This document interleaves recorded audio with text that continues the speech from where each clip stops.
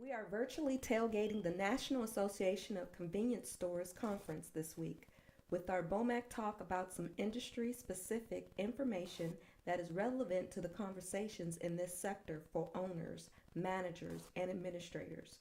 We have three comments in particular. Number one, well, what is a convenience store?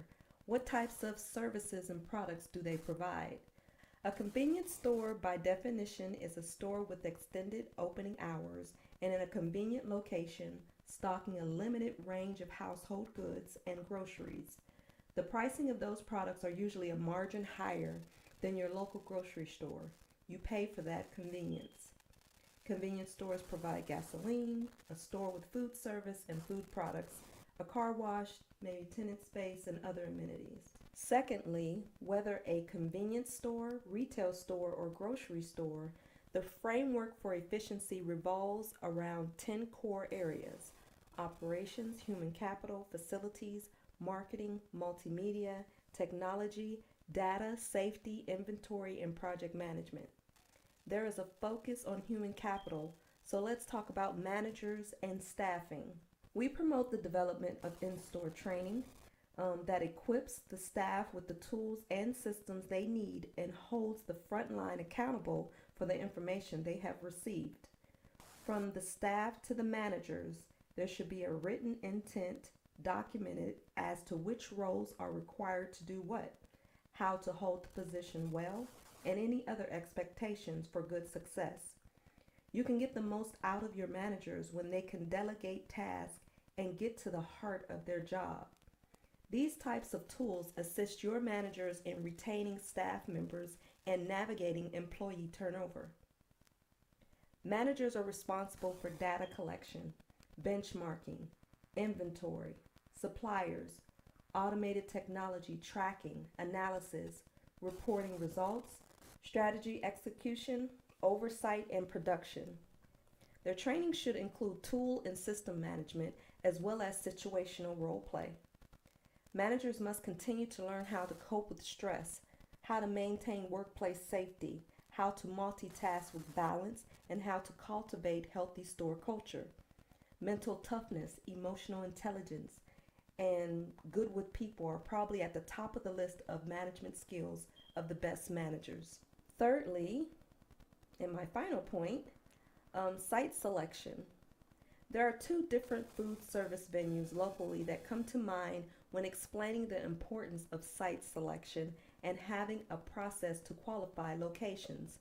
Some of the top issues are traffic flow, pedestrian foot traffic, and store workflow.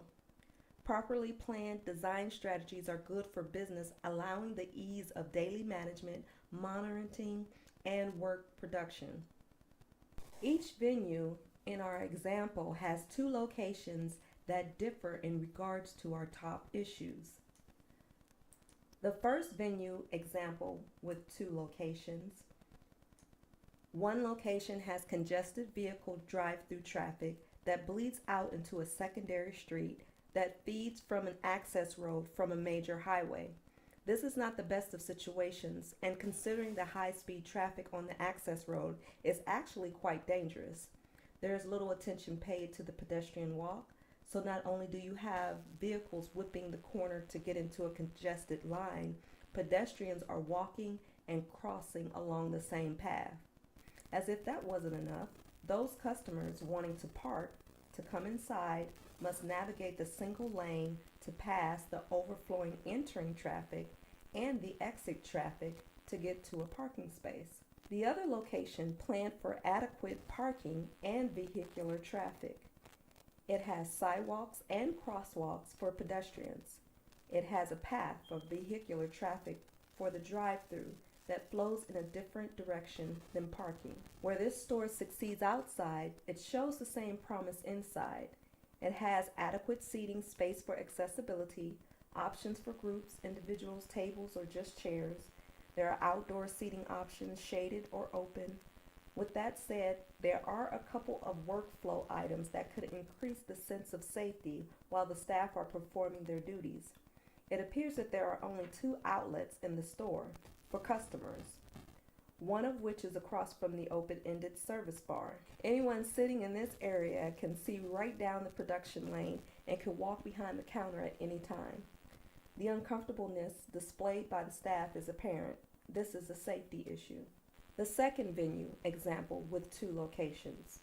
The first location is located in a shopping center. Its entry is from a highway access road and its exit is to an intersecting primary road, both with vehicular traffic moving at high speeds.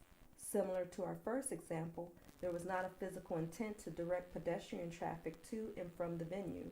The vehicular path to parking, to the drive-through, or to pass through to the exit all feed into the same single lane, and there is constant congestion on approach.